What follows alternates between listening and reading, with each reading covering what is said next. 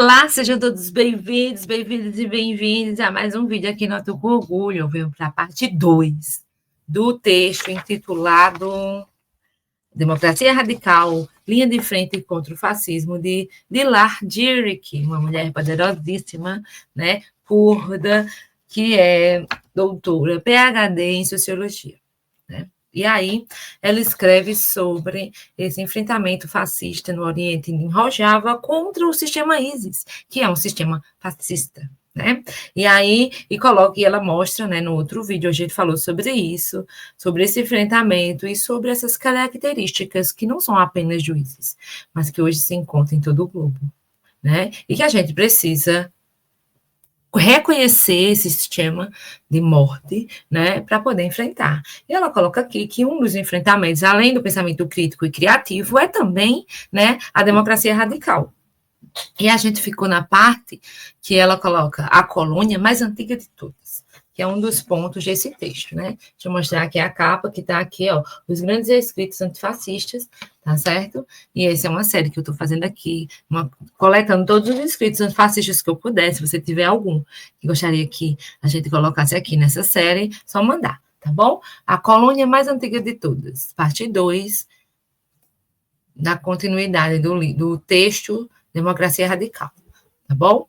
A mais crucial talvez seja que o fascismo... O mais crucial é que talvez seja que o fascismo nunca poderia surgir se não fosse pela escravização da colônia mais antiga de todas, as mulheres. Eu gosto daqui porque a mesma percepção que eu tenho lendo sobre os zapatistas, eu estou tendo, e por isso que Rojava é tão diferentona, né? Porque elas entenderam, e eles entenderam que a gente precisa descolonizar. E a primeira colônia é a mulher.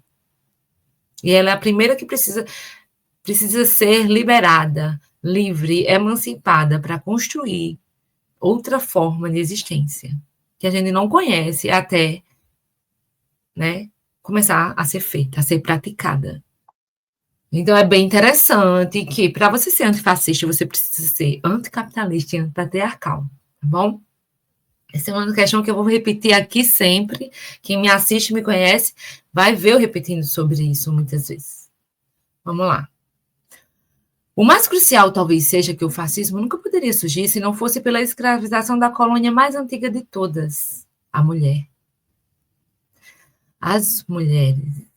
De todos os grupos oprimidos e brutalizados, as mulheres têm sido submetidas às mais antigas formas de violência institucionalizada. A visão das mulheres como espólios de guerra, como ferramentas de serviço dos homens, como objeto de gratificação sexual e lugares de afirmação do poder absoluto persiste em cada um dos manifestos fascistas. O surgimento do Estado, juntamente com a fetichização da propriedade privada, foi possibilitado, sobretudo, pela submissão das mulheres. De fato, é impossível impor o controle sobre populações inteiras ou criar divisões sociais profundas sem a opressão e a marginalização das mulheres, promovidas na escrita da história dominada pelos homens, na produção de teorias, nas práticas de atribuição de sentido e na administração econômica e política. O Estado é modelado a partir da família patriarcal e vice-versa. Todas as formas de dominação social são, em algum nível, réplicas de formas mais abrangentes, íntimas, diretas e prejudiciais de escravidão, que é a subjugação sexual das mulheres em todas as esferas da vida. Diferentes estruturas e instituições de violência e hierarquia. Como o capitalismo ou o patriarcado têm características distintas, mas o fascismo constitui a colaboração concentrada, correlacionada e sistematizada entre esses dois. É aqui que o fascismo e o capitalismo, juntamente com a mais antiga forma de dominação humana, o patriarcado, encontram suas expressões mais monopolizantes e sistemáticas no Estado-nação moderno. Os regimes anteriores, ao longo da história, tinham caráter distópico, mas sempre se baseavam em códigos morais, teologias religiosas e instituições divinas ou espirituais para serem vistos como legítimos para a população. É uma particularidade da modernidade capitalista o fato de que ela descarta todas as pretensões e reivindicações morais em relação à lei e à ordem e expõe seu sistema obscenamente destrutivo em nome de nada, além do que o próprio Estado.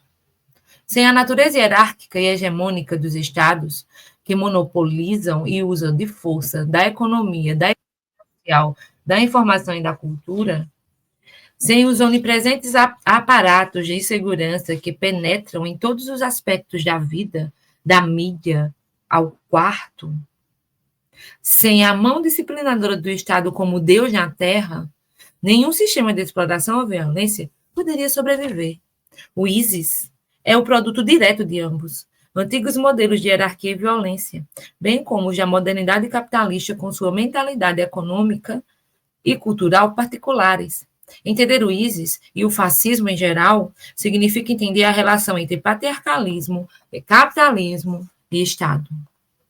Então, ela vem com essa denúncia, né, para entender que a gente só pode mudar se a gente entender e descolonizar, ser anticolonialista, né, e descolonizar o pensamento patriarcal e liberar as mulheres, entende?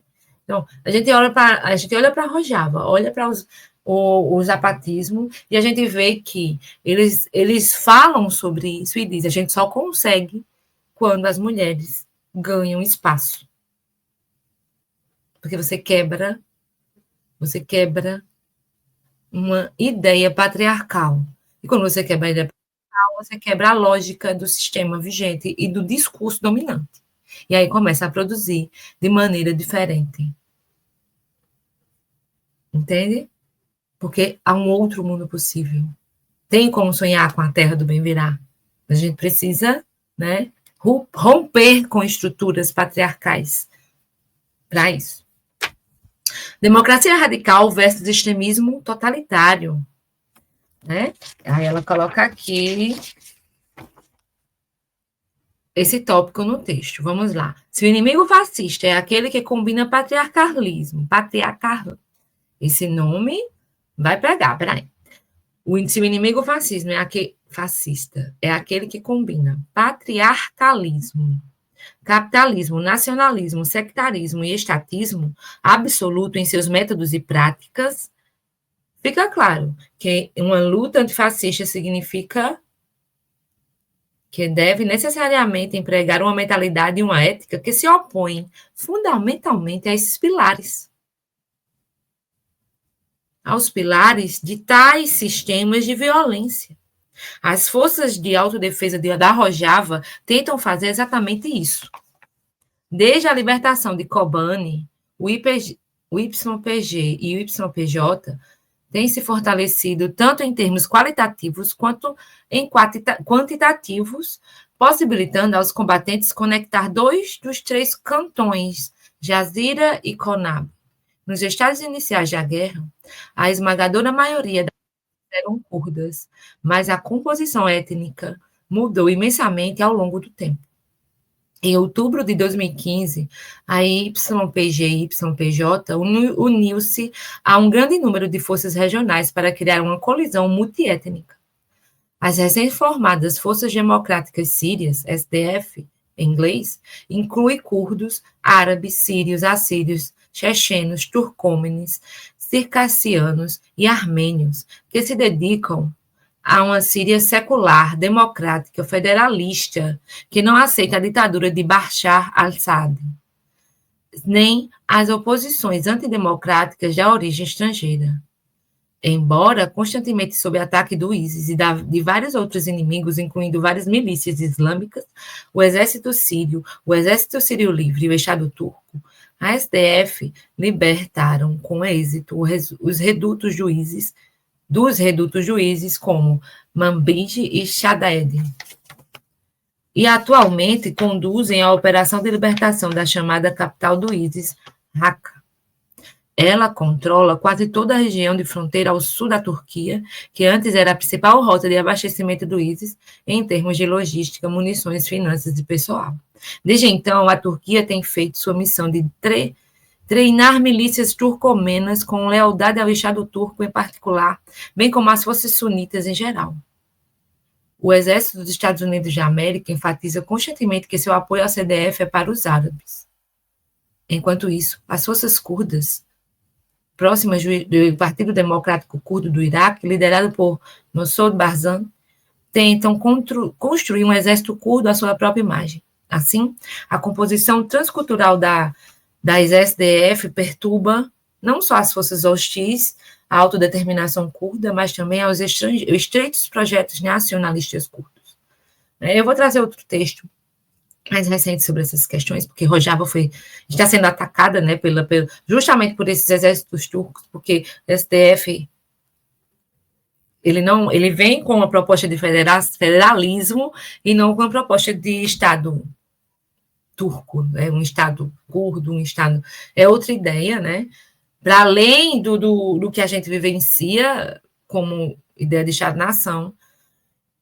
E aí rolou muitas coisas lá, para mim não dá notícia errada ou informação equivocada, né? A gente vai entender o que acontece até 2018, por aí, com esse texto dela, mas o que acontece do ano passado para esse ano é importante ter novos textos, novas perspectivas, e aí eu vou ficar devendo essa coisa mais recente que está acontecendo lá para vocês, tá bom? Mas quem quiser saber mais sobre, talvez no canal do Eduardo tenha, que é anti-imperialista, né? Depois eu deixo aqui o link, mas lá você vai ver muito sobre as questões do Oriente Médio, né? De guerra e luta constante, que estão em luta constante, né, e tal. Mas eu vou trazer. Talvez a própria Díria também, não sei, vou ver se eu consigo alguma coisa dela mais recente. Enquanto combate, aí vamos continuar aqui, né? Enquanto combate vários inimigos fascistas ao mesmo tempo, as SDF constituem o sistema de autodefesa física de um projeto mais amplo de defesa da sociedade contra a ordem estatista, capitalista e patriarcal. Desde que a Revolução foi declarada em Rojava, em 2012, esforços incansáveis foram dedicados à criação de uma alternativa realista e viável para garantir uma vida digna para diferentes comunidades e grupos da região. O sistema de confederação democrática do norte da Síria foi adotado por um grande coletivo de pessoas de todas as comunidades da região e propõe um modelo para que a Síria secular, democrática, federalista e igualitária em termos de gênero, enquanto a população local se mobiliza pela base na forma de estruturas democráticas radicais a partir de pequenas comunas de rua. Então, em Rojava tem uma live sobre Rojava, lá no canal do Amir, Geografia e Anarquismo, né, que foi um estudante, um doutorando, estudante sobre Rojava, foi para lá, vivenciou algumas experiências, e ele traz essa experiência, né, e apresenta seu trabalho lá com a Amir, é bem interessante. Mas aí, essa ideia de comuna, né, que o povo acha que comuna é um país inteiro, ou um estado todo, comuna, ela é um lugar, né, que vai abarcar um território. Ele pode ser uma rua, uma casa, um bairro, uma cidade. E aí, Rojava, ela adota comunas de rua, né, para que possa ser a organização abarcar todas as necessidades de acordo com a realidade que eles estão vivendo ali. Então, se é comuna de rua, é a comuna de rua que eles... Então, assim, a cada rua vai ter suas questões, vai ter a comuna, vai ter suas decisões, e essa pessoa que vai representar, que é uma representação rotativa, vai lá no outro lugar, que se chama na federação, um lugar que todas as comunas se organizam para decidir o que vai fazer. É tipo isso, assim, trocando em miúdos, né? Aí, eles decidem por essas comunas de rua, né, e continuam sua vida. Através de um modelo da autonomia democrática proposta por Abdullah Öcalan, como prática de ação direta em um sistema de confederação democrática, o cotidiano em Rojava se organiza através da transformação da política em um assunto essencial para cada habitante. Ao criar formas alternativas de organização social através da autogestão direta e da solidariedade, salvaguardadas por estruturas autônomas de mulheres e jovens, milhares de pessoas foram transformadas em agentes ativos e autodeterminantes de suas próprias vidas. A democracia radical fortalece, assim, os laços de solidariedade que o capitalismo tenta tão agressivamente romper, a fim de produzir pessoas individualizadas e egoístas, de que necessita para sua agenda voltada ao lucro. Através da participação direta e comunal em todas as esferas da vida, as pessoas organizadas em estruturas autônomas, não estatistas, adquirem percepções de si mesmas, da comunidade mais ampla e dos laços entre democracia e identidade. Constrói outra cultura. Em Rojava, existe um elo intrínseco entre democracia radical e conceitos de pertencimento e identidade, que tomam os valores democráticos e éticos como pontos de referência, e não conceitos abstratos de mitos nacionalistas nos quais o fascismo se baseia. Com o paradigma da nação democrática como antídoto para o nacionalismo do Estado, os protagonistas da Revolução em Rojava tentam formular uma identidade em torno dos princípios e não de etnia. Isto ainda contempla as diferentes identidades para diversificar e assegurar as democracias da nova unidade de pertencimento. Somente comunidades fortes, baseadas na ética e na política, uma sociedade moral política, nos termos de Abdullah Öcalan, e não nos conceitos sentido das identidades nacionais, podem se defender dos ataques mentais e físicos do inimigo fascista.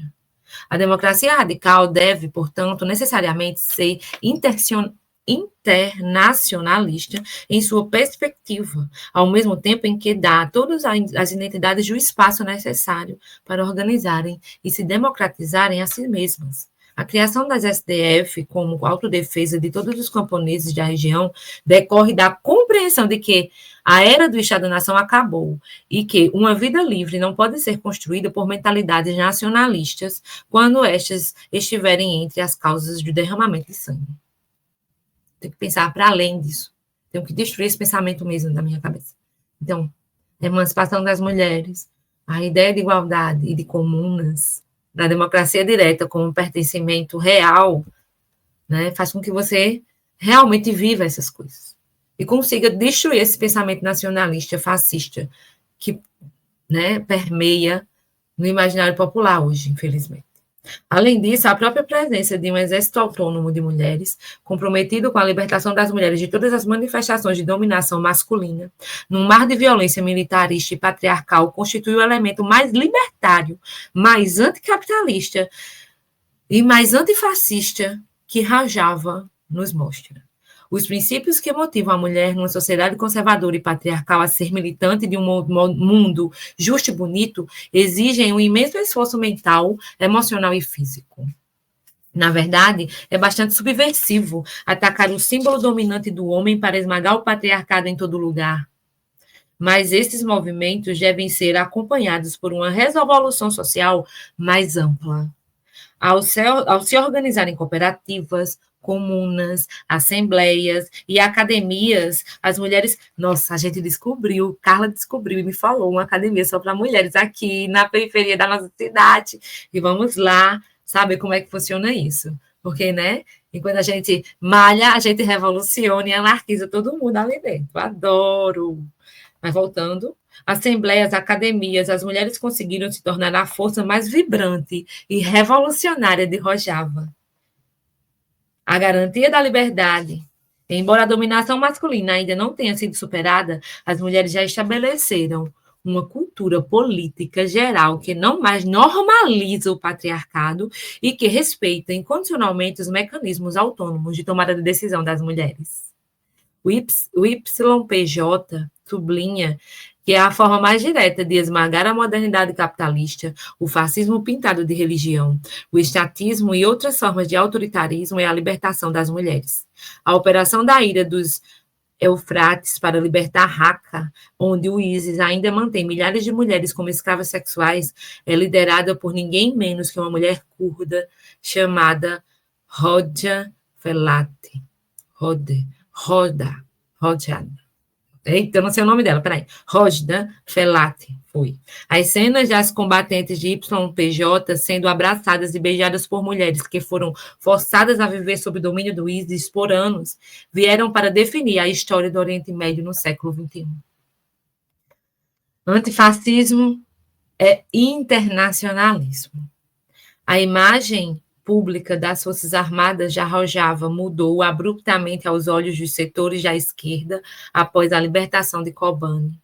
Embora esta tenha sido inegavelmente uma batalha histórica, vencida por uma comunidade organizada e pelo poder das mulheres livres, A simpatia generalizada desmoronou no preciso momento que as forças de um terreno receberam apoio aéreo da coalizão liderada pelos Estados Unidos de América.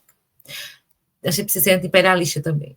Tendo estado durante muito tempo entre as vítimas mais prejudicadas do imperialismo no Oriente Médio, os curdos e seus vizinhos não precisavam de mais esclarecimentos sobre os males do império. Os genocídios e massacres cometidos contra eles através da colaboração de forças imperialistas ainda permanecem na memória viva. Visões de mundo dogmáticas, binárias e críticas mesquinhas não propõem alternativas viáveis para as pessoas que lutam por suas vidas em campo. Mais importante, elas não salvam vidas.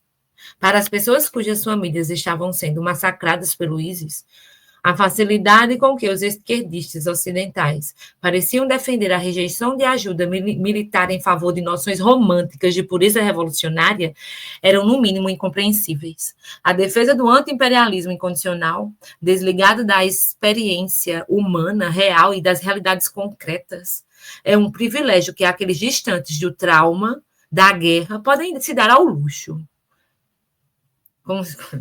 Consciente dos perigos de ser instrumentalizada e abandonada por grandes potências como os Estados Unidos e a Rússia, mas presa entre uma rocha e num lugar difícil, a prioridade do STF era e continua sendo, antes de tudo, sobreviver e eliminar as ameaças mais imediatas da existência de centenas de milhares de pessoas que, nas vastas extensões do território que ela controla. Enquanto alguns no Ocidente adotaram uma atitude realista da solidariedade complexa e de princípios com as STF, que entendem as dimensões do terreno e trabalha dentro das suas contradições, outros tomaram a suposta colaboração com o imperialismo como pretexto para recusar qualquer forma de reconhecimento de elementos positivos que a Revolução arrojava pudesse propor em um contexto de guerra e caos. É claro que nenhum empreendimento revolucionário nos últimos séculos tem sido puro ou perfeito. E o fato de a STF não só travar tal batalha, mas também estar amparada em bases morais mais elevadas do que qualquer outra unidade armada na guerra síria, é um importante controle de sua conduta de guerra. Mas o dogmatismo sectário, no qual grande parte da esquerda ocidental permanece envolvida sobre a questão da Síria em geral e Rojava em particular, nos diz mais sobre o estado de esquerda ocidental do que sobre as realidades reais do sistema fascista em campo. É sobre isso. Né?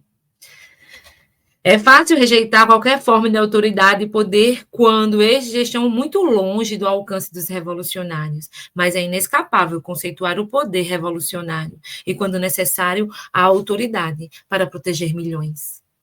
É preciso coragem e arriscar para tentar institucionalizar em um sistema libertário sem cair nas armadilhas do autoritarismo.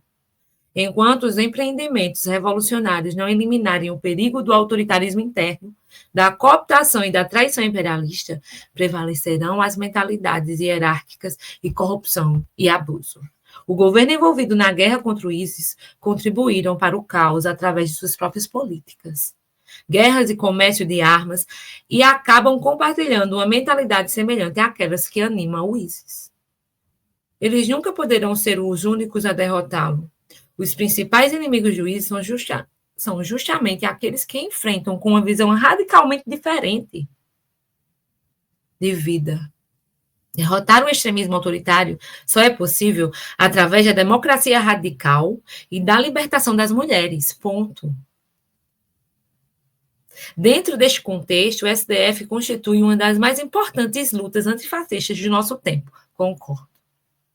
E ele deve ser apoiado. A morte heróica de Arimir Khan foi um cântico à vida, à liberdade e à emancipação das mulheres. Sua ação abnegada por solidariedade a seu povo e à liberdade das mulheres, em particular, foi um duro golpe não só para o ISIS, mas para a própria mentalidade de que sustenta o individualismo feticista e lucrativo do capitalismo global. Em um mundo que sexualiza e objetifica a mulher, Arimir Khan usou seu corpo como linha de frente final contra o fascismo.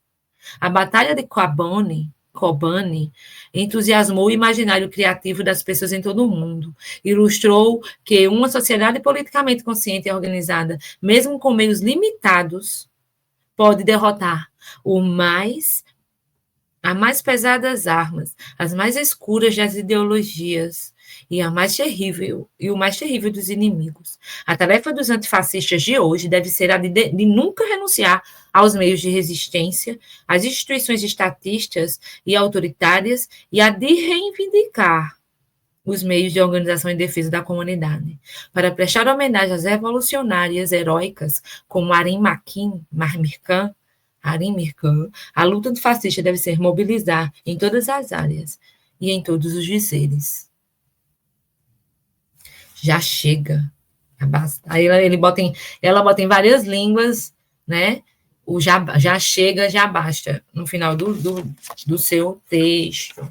Então, é sobre isso. Eu acho que eu vou trazer mais textos sobre Rojava para cá, tá certo? De pessoas que ali vivem, né? É mais difícil, mas a gente acha e consegue, tá certo? Para que a gente possa ter noções de resistência reais do século XXI.